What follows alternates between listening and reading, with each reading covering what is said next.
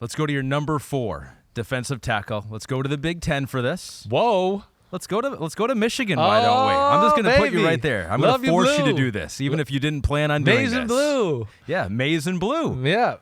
And it is Mazi, right? Yes, yeah. It's Mazi Smith. Mazi and Maze. Mazi the Smith in Maze. Looking good. The big dancing bear of the draft right here. This is who this guy is, man. I mean, I know I just talked about that last guy and just said, there's not a lot of people like that. Like, there ain't a lot of people like this. Now, this is like your prototypical shade nose or nose tackle, the zero technique that we talked about, right? 6'3", 323 pounds. Yep, 33 3/4 arms, right? You like it to be a little longer, right? To two gap, to be that guy to go, center, I'm going to throw you wherever you want. But, I mean, my first sentence was just a big man-child. I mean, what? He's just one of the, you just go, he's just a big person everywhere. Big time, big body, traditional defensive tackle look. Christian Wilkins-ish, right? That's what I wrote. Chris Jones-ish. It's that kind of guy. I do wish his legs were thicker. And then, as soon as you start watching games, you just go, man, all right. He's an incredible athlete. I mean, he's incredible. For his size, to move the way he does, it's Vita Vea-ish the way he moves and stuff that way. I mean, he can really run. He's got really good quicks. His change of direction's very good. He's got the pliability and looseness to his body that we talk about, right? To be in some awkward positions and still, be fine and be athletic. So he's good with all that. He's slippery, He can kind of get off blocks, bounce off blocks, right? Does all that. It's funny you mentioned that because that was the one thing that stuck out with his highlight tape is slippery, that word. And you wouldn't think a 325-pound guy. Exactly right. But he can get separation from offensive linemen in multiple different ways. Yes, he can. He can, hit him with his arms and get off, or sometimes he just, it's like the body and he just bounces off somehow, some way, and just kind of does it that way. But, yeah, he's an athlete. I mean, he could shoot the gap. And like what we just talked about a minute ago, kind of get skinny or, kind of being double-teamed but somehow kind of slide off of it. And then he's not being blocked and he's pursuing the football. He's very good that way. Can take on blocks and extend arms and continue to shuffle down the line of scrimmage to stay in gap and follow the ball carrier. That was a big thing for me, because, too, a lot of the times, hey, say you're playing that gap between the guard and the center, right? And now you got a team. You're playing Shanahan. It's the zone scheme, right? They're trying to run the outside zone. And they're trying to make those gaps, those defense ends, they're going to block them, and they got to kind of run at the same time to stay in their gap. He is capable of you're blocking me? Okay, my hands are on you, but you're not really blocking me. I'm running where I want to run, and you just think you're blocking me. And he stays right where he needs to stay. So, now the running back thinks, oh, wait, I see a little cutback lane. I'm going to cut there. Oh, no, Mazi was there. He's there to make the tackle. He stayed in his gap throughout, being athletic, side shuffling down the line of scrimmage. Very good like that. Now, while shocked by the athleticism and the dancing bear for his size, I am surprised that he doesn't overpower people more. Watching him just come off the ball and dominate people and push them backwards, the three guys we had before this had more of that on their tape, especially the top two, right?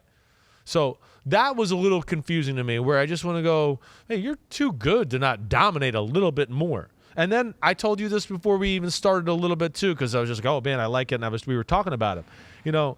He's not as stout in the run game as you would expect.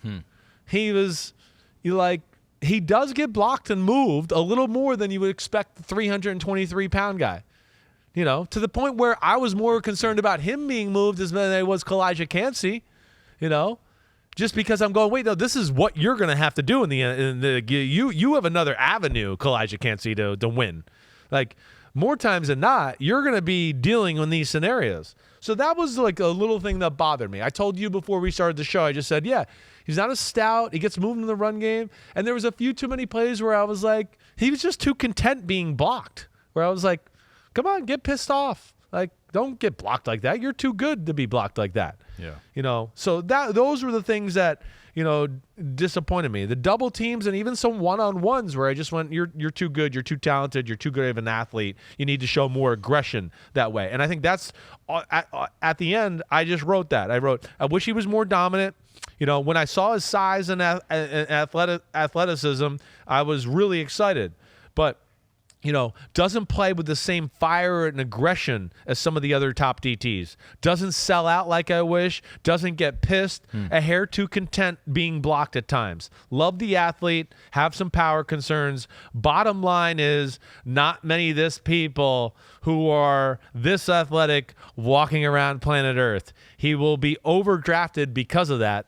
And I wrote down 20 to 35. Okay. Right. So he's a Grand Rapids guy, and we are more laid back in Michigan. For me, it's just like we're just chill. Okay. It takes us a lot to chill, get man? super Cool. fired up. So yeah, maybe some concerns out there, and there was. It's not a huge concern. It's got to be better. Yeah. And can it get better? Yeah. With that fire. Exactly. There is an arrest with him too, and we don't really get into this, but just something that could be talked about with him as we get closer to the draft. Last October, he was stopped by police for speeding, arrested for possessing a concealed weapon without a valid carry license.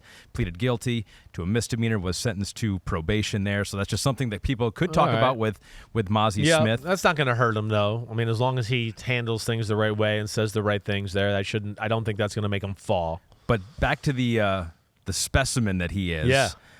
We got to show you this because Michigan has this thing, and Pete was telling me about this before we started, called a combo twist machine, measures a player's rotational strength. And then Smith, he maxed it out at 600 pounds. They had to have the manufacturer extend the machine to accommodate 800 pounds. And so he does this combo twist. Gosh. He does jumping on these stairs. Where I think this is the combo twist machine right here. This is what I mean. This is where you talk about that flexibility and the ability to be in those awkward positions, right? That's what this machine would do. Yeah. Right?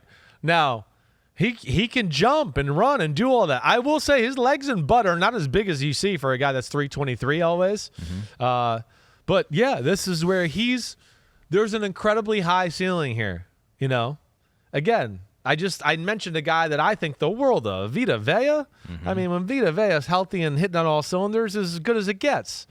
That's what he can be. But, there's a little bit of a lower floor with this guy because there is some of the things that you heard me talk about, and, it's pretty apparent when you watch it on film at times. 34 bench reps at the combine, with the most at this year's combine. Yeah. So upper body strength he's got, and he was Bruce Feldman from The Athletic, covers college football. He was the #1 on his top 100 freaks list. And so a lot of things going for Mazi Smith, including being in the top 5 of the Chris Simms rankings. The best thing he's got going for him. Being in tier 3. But he is a freak. He deserves that that word next to his name. I can say that much.